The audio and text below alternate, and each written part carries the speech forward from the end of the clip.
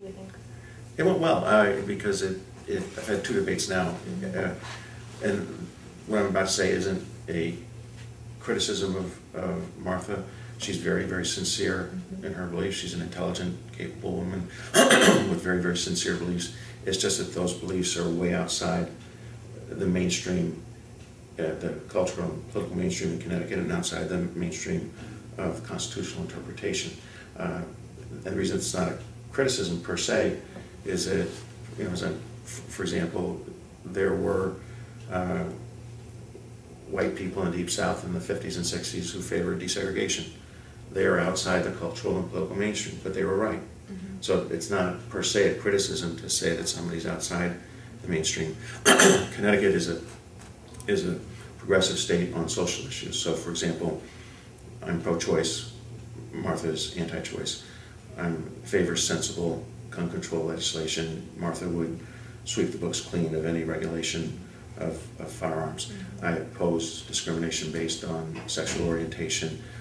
Martha opposes marriage equality, for example, and opposes other anti-discrimination statutes that we have in Connecticut. With respect to the Constitution, and this came out very clearly in the last debate, it's been kind of the biggest issue in the campaign in the last few weeks. Martha supports what's called the nullification doctrine. For those of you who are not familiar with that, nullification is the most extreme expression of what we call states' rights, and it was the Civil War. Yeah, it led directly, inexorably to the Civil War, because it was its chief proponent was John C. Calhoun, the senator from South Carolina in the 1830s and 40s. And what it says is that states, either through their governor or through their legislatures, can nullify enforcement of a federal law within their borders, saying that it doesn't, it's unconstitutional in their state. The last time anybody used nullification in a public way was Governor Orville Faubus in Arkansas in 1959, when he tried to prevent black kids from integrating public schools, and the Republican president Dwight Eisenhower sent in the National Guard.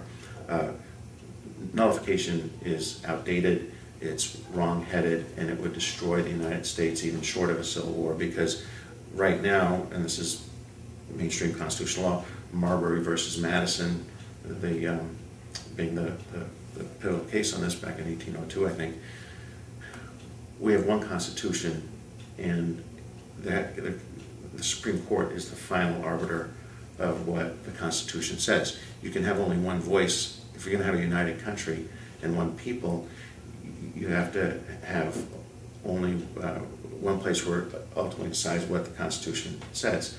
And I might not like the Roberts Court. I might, for example, oppose the decision on corporate free speech, but I accept it because we all live here together and we have to have one set of rules. Nullification would create a situation where you would have 50 different individual state interpretations as to what's constitutional and what's not. We would cease to be a united people. We would be a compact of states, and that's not what the founders of our Constitution wanted. And it would put nullification would put the United States onto a not so slow slide to disintegration.